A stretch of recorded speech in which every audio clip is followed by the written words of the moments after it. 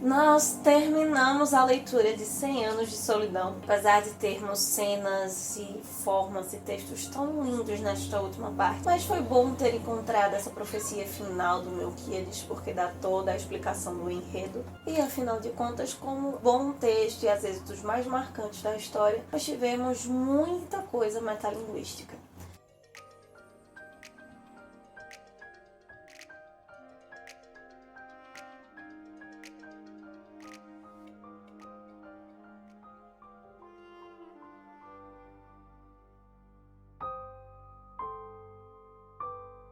O que temos para hoje, Sanches e Dulcinea. Uma garota quixotesca quando nós tratamos de literatura, sempre partindo de pontos, personagens, estéticas, temáticas, formas que saiam do nosso queridíssimo Dom Quixote de La Mancha. E mais especificamente você se encontra no último episódio da nossa jornada de leitura conjunta, 100 Anos de Solidão, que nós estivemos lendo aqui no mês de fevereiro, com um pequeno atraso dentro do nosso cronograma, mas semana que vem nós voltamos à nossa programação normal, apesar de dar uma pequena pausa. Essa próxima segunda-feira nós não teremos vídeo, porque encerramos, óbvio, a JLC, mas logo mais estarei nas próximas segundas-feiras lançando um novo livro hispânico para nós lermos juntos. Como é o último vídeo dessa jornada, eu não poderia citar pela última vez o nosso queridíssimo Peter Gay com o Modernismo, o Princípio da Heresia, porque aqui ele tem algumas páginas, alguns textos especiais para o Gabriel Garcia Marques e para 100 Anos de Solidão. Ele mostra o destaque, a diferença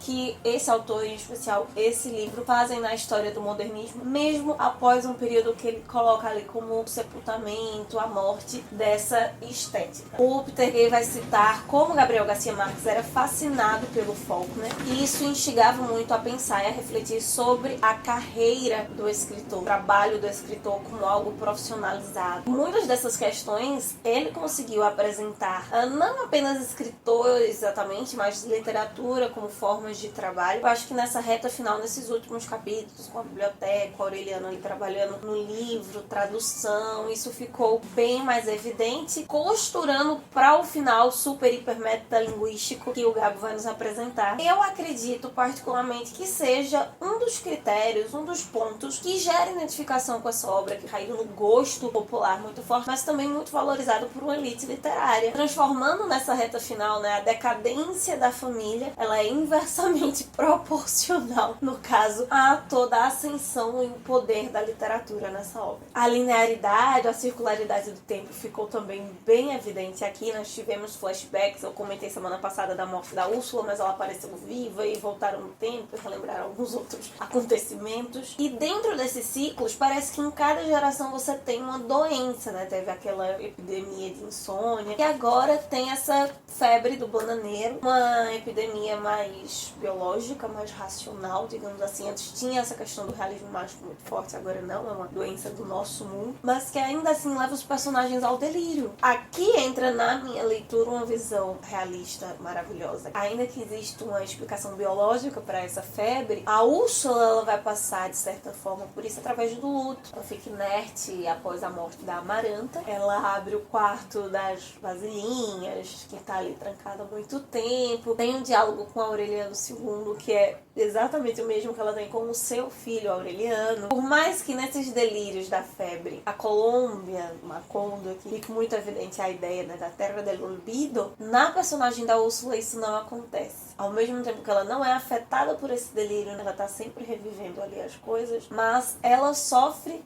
com isso na medida que as pessoas não se lembram dela, né? Ele destaca como ela morre aos 122 anos e não existem mais pessoas que lembrem dela. E por mais que ele deixe isso muito evidente, me parece que também não são todos que sentem falta ou entram no luto da família, mas que nem percebem que a Úrsula morreu. E há algo muito pior, que é a morte da Rebeca, que essa sim é esquecida. A Úrsula tem esse processo de reviver, estar revivendo enquanto os outros esquecem, e a Rebeca de que é esquecida totalmente, encontram ela morta, tem esse ponto do passado também da forma como ela é encontrada. E em ambos os casos, do mesmo jeito com a morte da Rebeca, da Amaranta, tem o judeu errante novamente passando, né, esse reforço da maldição. Essa ideia da memória fica muito bem amarrada depois dessas duas citações com o momento dos ciganos, né, quando eles voltam ali, eles têm os conhecimentos de Melquíades Melquíades e eles percebem que ninguém mais não só lembra do Melquíades, mas não tem mais os princípios que os Buendia colocavam ali pra família e não vale a pena ficar ali e simplesmente vão embora. Acredito que a decadência de Macondo está aí, né? Na morte da Úrsula, parte física, o elo principal dos Buendia se vai, a ausência dos ciganos. Então, novamente, a Tierra do Olvido. Não tem o conhecimento, não tem a memória. Então, a família física, as histórias, a memória não existem mais, não tem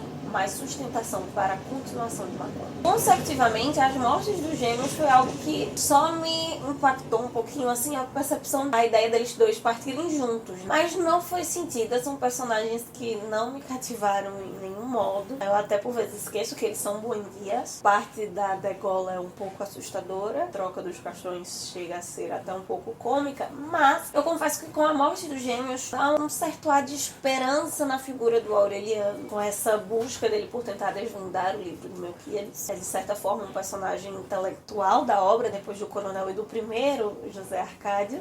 Esse envolvimento dele com os livros do Melquíades, junto com a morte da Úrsula, reforça a ideia. Se passaram 100 anos, vai acontecer aquela coisa, vai fechar alguma coisa. Sempre apresentando indícios para nós leitores de que, presta atenção, tá acabando, vai acontecer algo, né? Vai acontecer algo, presta atenção. Com essas mortes também todas emparelhadas, né, em sequência, né, a Úrsula com a Rebeca, os gêmeos, agora nós temos duas mulheres que, sinceramente, na minha visão, seriam as três grandes mulheres que não são Buendias, né? A Petra Cotes, a Santa Sofia de la Piedad e a Fernanda. Mesmo a Fernanda aparecendo muito mais, eu acredito que a Santa Sofia de la Piedad e a Petra Cotes são muito mais relevantes do que elas. Elas poderiam ser altíssimas candidatas a ser um Buendia de sangue. Dentro dessa ideia, né, de mulheres de fora sendo valorizadas, com a ideia do esquecimento, dentro, pessoas que têm o sangue de Buendia sendo insignificantes, talvez o mais forte processo de esquecimento aqui, dessa linhagem que vai se perdendo, são esses 4 filhos do José Arcádio, que ninguém sabe o nome. Até os filhos do coronel, os 17 Aurelianos, eles todos têm o nome de Aureliano, têm os sobrenomes das suas mães,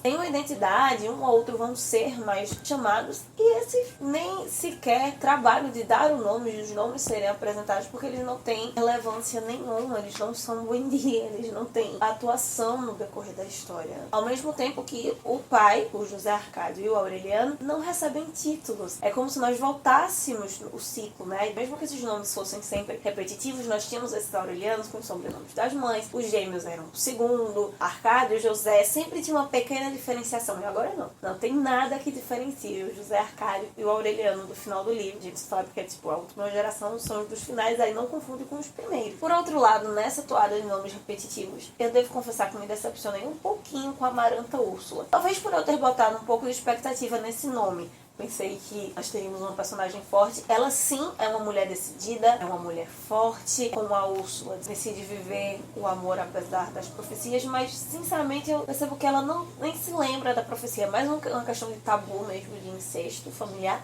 do que da profecia do neném com um rabo de porco. Eu esperava mais, porém, ainda assim ela é uma personagem forte, é uma mulher de personalidade, né? Toda essa autonomia, talvez a personagem mais feminista do feminismo enquanto política. Quando eu lembro que a família está em decadência, é mais justificável a Amaranta não ser tão impactante quanto eu pintei, quanto eu imaginava, por estarmos em uma outra geração. Se o casal era a geração de ouro, a Amaranta primeira, a Rebeca e o Aureliano, o coronel, eram a geração de prata, aqui nós estamos numa geração de latão. Apesar disso, ela é uma personagem forte. Ela é filha de 2 personagens que me irritaram profundamente, que foi o Aureliano e a Fernanda, mas ela tem as características mais fortes e positivas desses 2 personagens. Mas de verdade foi a primeira vez em que um homem se tornou mais interessante do que uma mulher na leitura, né? Um homem Buendia, no caso o Aureliano, o último, do que a Amaranta Úrsula. Esse contraste entre eles se intensifica com essa imagem da casa caindo, enquanto eles vão se envolvendo. De certa forma, ela é a distração dele por que estava antes tão imerso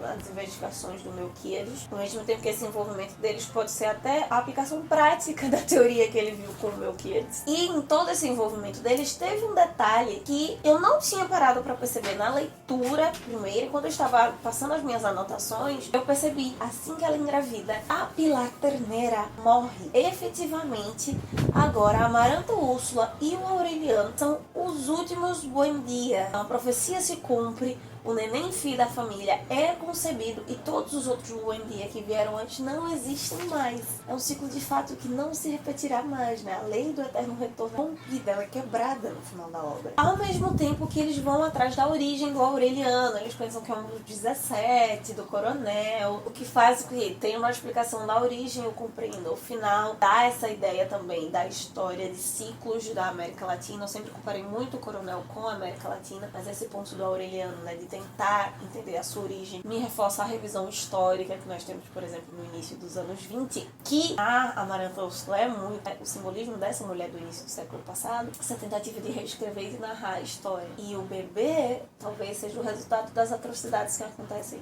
nesse percurso, ou desse grotesco, dessas coisas esquisitas que só tem explicação. Há uma explicação de que só tem 6 gerações, porque como o bebê não resiste, ele não é contado, então não são 7, são 6 gerações. Esse bebê vindo assim, com essa cauda de porco, além de ser o cumprimento da profecia, também tem a imagem do ser mitológico, da mitologia como a tentativa de explicação daquilo que não se entende, e é o fim dessa estirpe. Não por uma negligência, por todos os acontecimentos que antecederam esse casal, por isso vai caminhando para o final dos Buendia, não é por causa disso, é porque nasceu um bebê que é filho de uma tia com sobrinho. E isso tudo ocorre no momento que o Aureliano está lendo, chega na parte da história em que ele está lendo hoje ou agora, e a casa vai subindo no redemoinho. Mas nessa cena o Gabo usa um termo que eu achei crucial para essa interpretação metalinguística. Diz que quando a casa ali está subindo, o Aureliano vai à cidade dos espelhos, é como se ele estivesse chegando à cidade dos espelhos. Tanto por esse espelhamento do que ele está vendo, mas pela ideia da mímese, né? Mímese como representação, não apenas como